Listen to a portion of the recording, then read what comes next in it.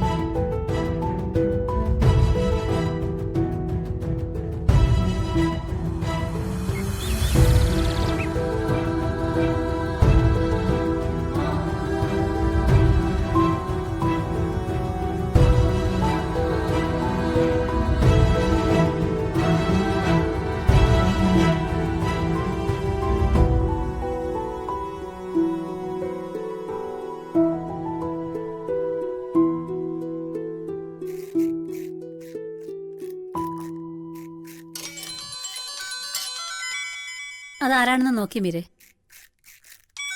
ആതിരയാ. എടുത്തിട്ട് എന്താന്ന് ചോദിക്കുന്നീ? ഹലോ, അമ്മേ, അമ്മ എവിടെയാ? അമ്മയല്ല, മീരെടുത്തിയാ.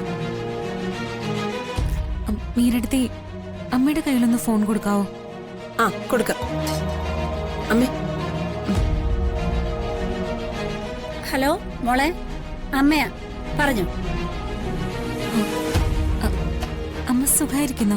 ആ, സുഖായിരിക്കുന്നു. അനൂപേട്ടൻ എങ്ങനെയുണ്ട്? ആഹാ, അത് ശരി. നീ അനൂപിന്റെ കാര്യം ചോദിക്കാൻ വേണ്ടിയാ വിളിച്ചിരുന്നെങ്കിൽ മീരയോട് തന്നെ ചോദിച്ചാ പോരായിരുന്നോ? ഞാനാണെങ്കിൽ അടുക്കള കൈ ഒഴിയാതെ നിൽക്കുക. ഞാൻ അനൂപേട്ടന്റെ കാര്യം ചോദിച്ചെന്നേ ഉള്ളൂ. വിളിച്ചത് വേറൊരു കാര്യം ചോദിക്കാനാ. കുഞ്ഞിനെ കാണാൻ അടുത്തുള്ളവരും ബന്ധുക്കളൊക്കെ വരുന്നുണ്ട്. അവരെല്ലാം കുഞ്ഞിനെ എടുത്ത് ലാളിക്കുന്നുണ്ട്. ഇന്നലെ അപ്പുറത്തെ വീട്ടിലൊരു ചേച്ചി വന്നിരുന്നു. അവര് എന്നോടൊരു കാര്യം പറഞ്ഞു. അത് എത്രത്തോളം ശരിയാണെന്ന് അറിയാനാ ഞാൻ അമ്മയെ വിളിച്ചത്. എന്ത് കാര്യം അവര് പറഞ്ഞത്? ഈ പ്രസവിക്കാത്ത പെണ്ണുങ്ങളില്ലേ, അവര് കുഞ്ഞുങ്ങളെ എടുത്താ കണ്ണു തട്ടി ദോഷം വരുമെന്ന് പറയുന്നത് ശരിയാണോ, അതോ വെറുതെ പറയുന്നതാണോ?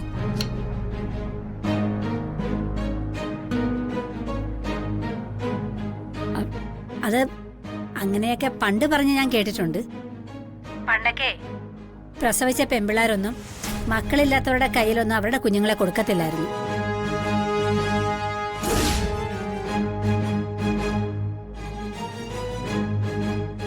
അന്നൊക്കെ അതൊരു വലിയ വിശ്വാസമായിരുന്നു. ഇപ്പോഴത്തെ കാലത്ത് അതൊന്നും ആരും നോക്കാറില്ലടി. അന്ന് മക്കളില്ലാത്തവരെ മറ്റൊരു കണ്ണിലെ ആളുകൾ കണ്ടുകൊണ്ടിരുന്നത്. ഇപ്പോഴതൊന്നും ആർക്കും ഒരു പ്രശ്നമേ അല്ലല്ലോ.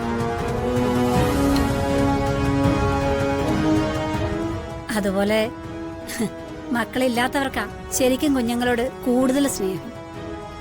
അതുകൊണ്ട് അങ്ങനെയുള്ള ആരെങ്കിലും വന്ന് കുഞ്ഞുങ്ങളെ എടുത്താലും നീ ഒന്നും പറയാൻ പോകണ്ട കേട്ടോ. ഏയ്, ഞാനിത് ഇപ്പൊ അറിഞ്ഞത് വെറുതെ അമ്മയോട് ചോദിച്ചെന്നേ ഉള്ളൂ. അല്ല, ഇത് ഉള്ളതാണോന്ന് അറിയണമല്ലോ.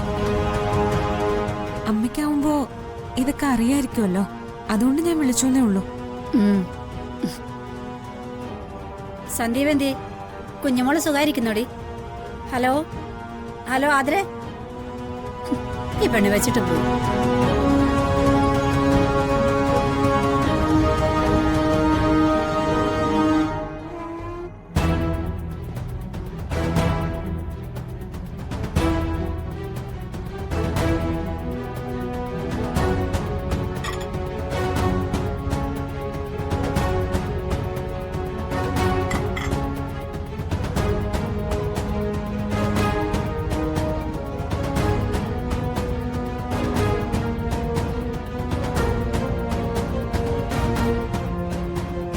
ഇല്ല മൂർത്തി, നാളെ അറിയാൻ രണ്ടിലൊന്ന്.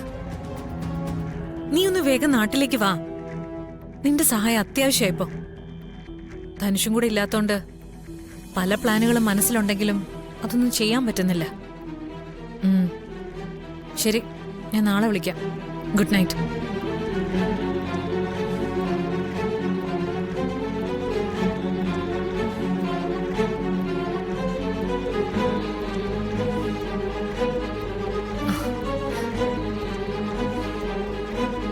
എന്താ അതിരെ?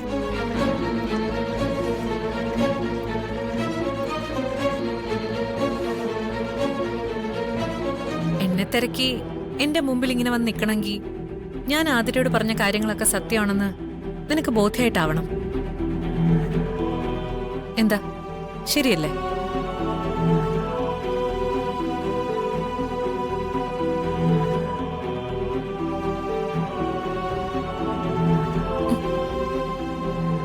ഏട്ടത്തി, എനിക്ക് നല്ല ടെൻഷനുണ്ട്. ഇതിലിപ്പോ ഞാൻ എന്ത് ചെയ്താലാ ടെൻഷൻ മാറുന്നെന്ന് എനിക്കറിയില്ല. അതാ ഞാൻ ഏട്ടത്തി തിരക്കി വന്നത്.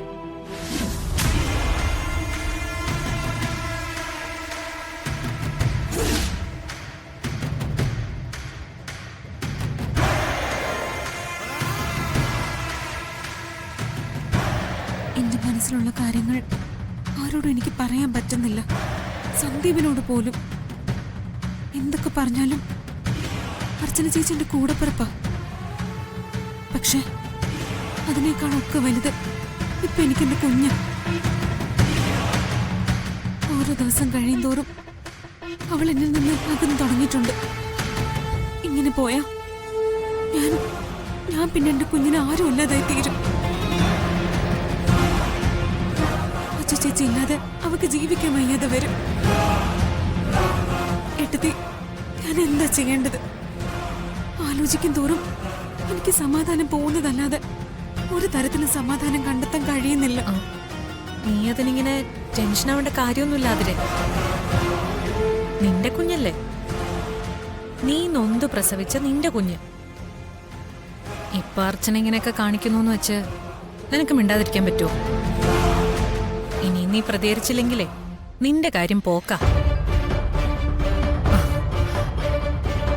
കുഞ്ഞു വളരുന്നതോടെ അവള് നിന്നിൽ നിന്നും അകലം പാലിച്ചു തുടങ്ങും. ഞാൻ വീണ്ടും നിന്നെ വിഷമിപ്പിക്കാൻ വേണ്ടി പറയുന്നതല്ല. ഇനിയും നീ മിണ്ടാതിരുന്ന ഇപ്പൊ നീ ഭയക്കുന്നത് തന്നെ സംഭവിക്കും.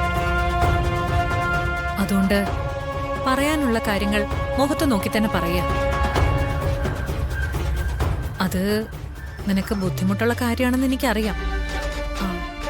ആ ബുദ്ധിമുട്ട് നീ ഇപ്പം മറന്നില്ലെങ്കിൽ നിന്റെ കുടുംബം, അതായത് നീയും സന്ദീപും കുഞ്ഞും അടങ്ങുന്ന കുടുംബം 3 ആയിട്ട് പിരിയും എന്നുള്ളതിൽ ഒരു സംശയവും വേണ്ട. ഡൗൺലോഡ് ചെയ്യൂ C5 ആപ്പ്. കാണൂ എല്ലാ എപ്പിസോഡുകളും സൗജന്യമായി.